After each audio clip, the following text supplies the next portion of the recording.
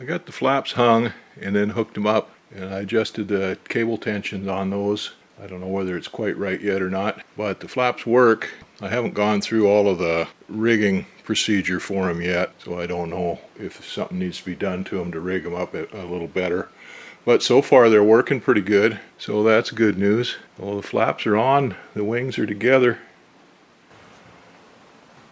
After getting those flaps put up there, I was checking them out, and they function, but I didn't really like the way that left flap was working. It wasn't retracting all the way. When you put the flaps up, it would go up and kind of stop, and if you reached out and touched it with your hand, then you could get it to go up the rest of the way, but just didn't like it. When I hooked that flap cable up, there's a link in there that goes between the flap cable and the bell crank, and then the bell crank has another part on it that attaches to that link too, and that's a spring that goes back in and hooks into the spar, and the spring is what holds the flaps up. Well, that link was a little bit stiff in there, and when I was trying to get it in and get everything assembled, I couldn't get that link to turn right. I sprayed it several times with PB Blaster and worked it and stuff like that. I finally got it loosened up enough for where I could get that in there, but I didn't like the way it was, so I just went ahead and went in there and took that link off. I couldn't get the whole thing out because there's too much tension on it from that spring, but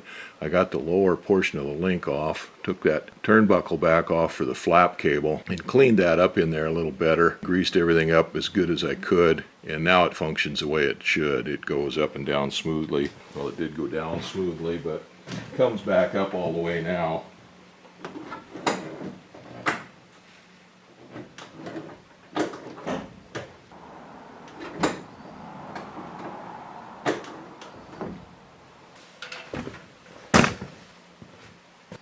Well, it's a pain doing that because I can just barely get my hand up through this hole, and then there's a nut in there, and then you got to hold a wrench on the top of it, so it's almost impossible to do. So I got a long wrench and stuck in from the wing root here through the slot there in the fabric, and was able to hold on to that bolt. Well, that's hooked up better now.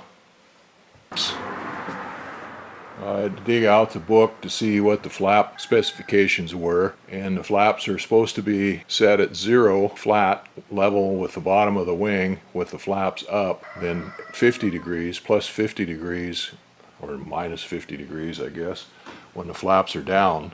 Well, I got to checking them, and that's how you're supposed to adjust the cable tension, is adjust them so that they're 50 degrees down. It says to adjust them so that they're tight, or so it brings the flaps all the way up, but the springs bring the flaps all the way up, and then the cable pulls them all the way down. Well, the right wing was pretty close. It's just about right on. The left wing here, this flap was up quite a bit. It stuck up above the plane of the wing quite a bit. So it took some jiggery-pokery to get it adjusted. I had to take the control tube out and turn it out. It's got an adjustment on it. It's got a ball end on one end of it and an adjustment on it. So I adjusted it out. It took a couple, 3 tries, but right now it's absolutely perfect. It's 0 flat plane with the plane of the wing, and when you bring it down, it's right exactly on 50 degrees. So that's set. I wished I'd have got my aileron a little better on that, but that's the way it goes, I guess. You pay your money and take your chances. So that just about does it on the fuselage until Jim gets here. Everything is set up, the wings are rigged, flaps are mounted up and rigged, the ailerons are mounted up. Hopefully I don't have to make new cables on it, but we can do that if we have to. The tail is on, stabilizer, elevators, rudder, all that's all on, pretty much rigged.